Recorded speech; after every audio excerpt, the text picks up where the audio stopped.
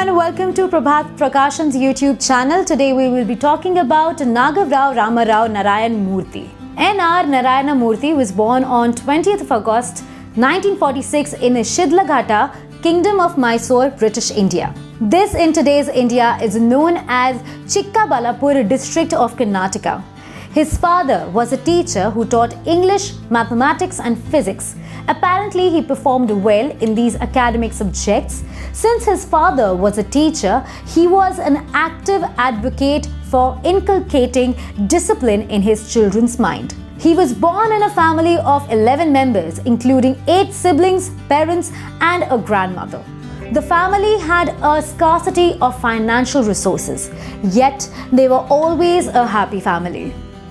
Mr. Murthy was always among the top scorers in his academic life. After completing his schooling, he pursued his graduation in the field of electrical engineering from National Institute of Engineering, Mysore University. He could not go to the IIT despite securing a seat because of the financial constraints of his family. He did his master's course from IIT Kanpur. While he was not able to secure a seat for his graduation in IIT, his father told him that if he has courage, intelligence, and vision, then he will be able to make his own way through any challenges that come in his way. Since his father was a teacher, he deeply respected all his teachers and does mention that whatever he has been in his life is the result of the teachings of these great teachers. They were helping in transmitting knowledge and discipline, which has always held him at every juncture of his life. He studied control systems. One fine day, during his day's life at IIT, a significant change took place.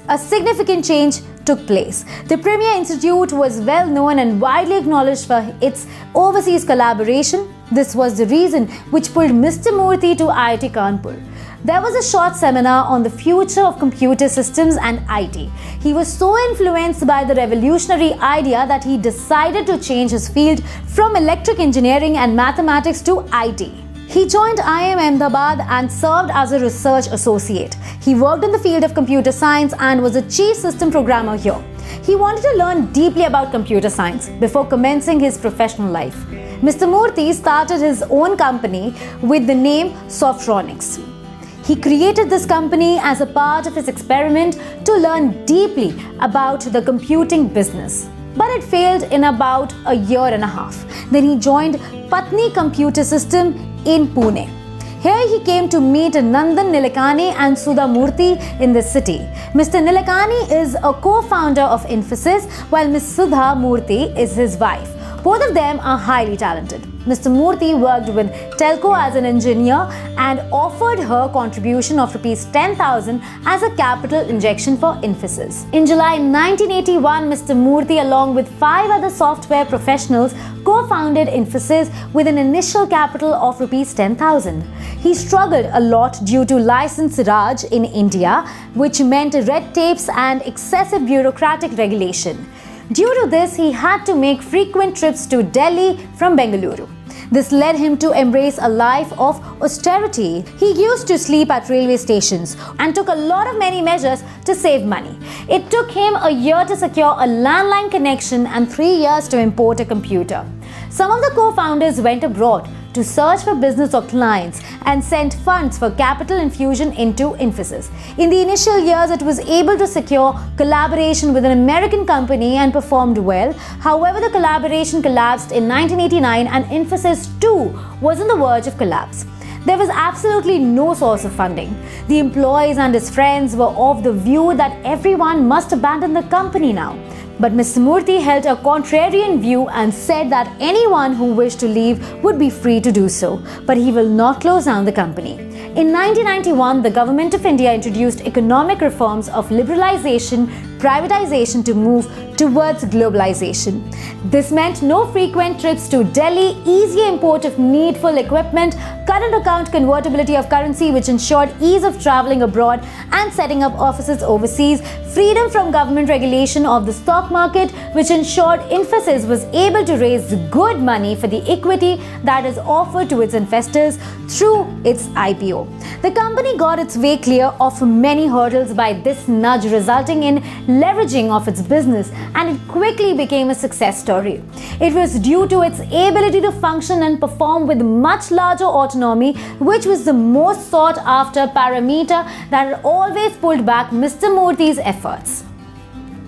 Soon Morgan Stanley bought a stake in the firm. The IPO of the good company got it good funding, and this capital infusion did wonders for them. The software industry as a whole boomed for one more reason. The introduction of computer or IT reforms of the 1980s were now being implemented well.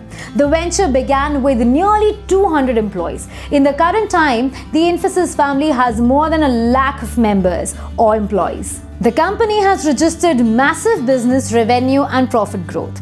It maintained respectful relations with every stakeholder of its business throughout its journey. Mr. Murthy was the CEO of the company from 1981 to 2002.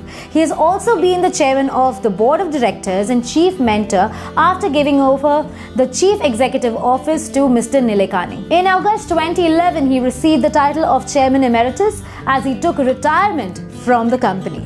Mr. Murthy has also served as a director in the corporate board of HSBC, DNS Bank, Unilever, ICICI and NDTV. On 1st June 2013, he was recalled by the company to deal with the challenge to bring the company back on its feet.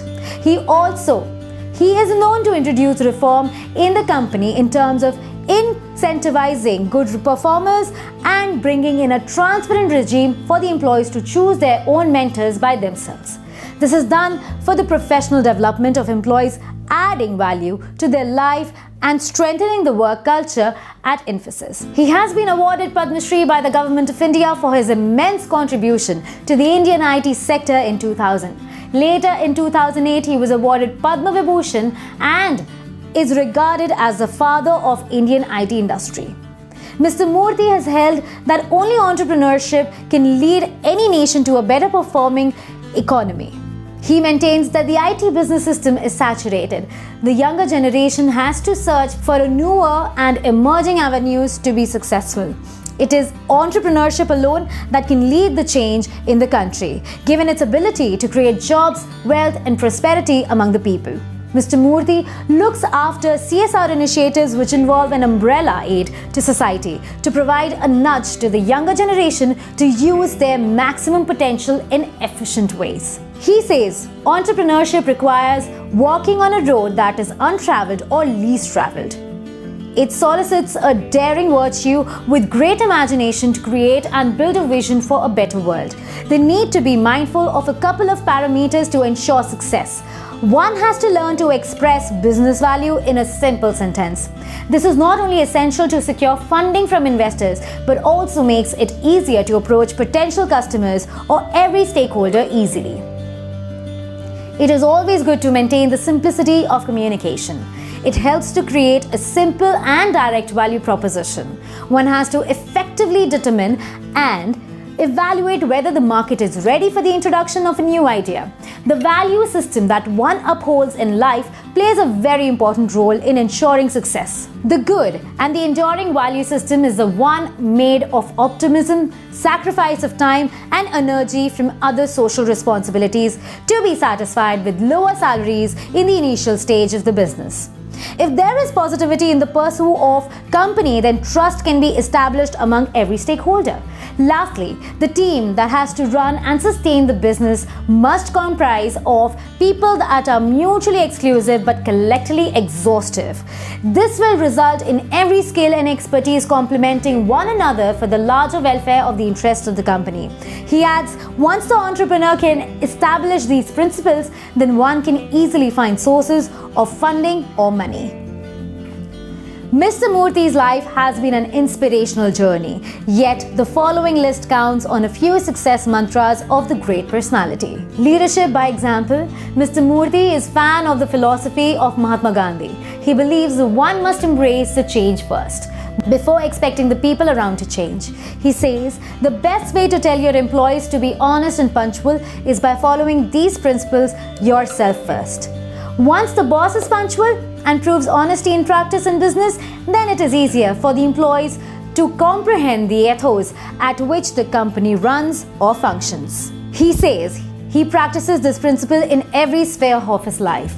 The principle is followed in an egalitarian manner in a sense that before asking anyone to change, the change maker, by bringing a change first himself, is able to collect the wisdom of any potential challenges that comes in its way during the transition period.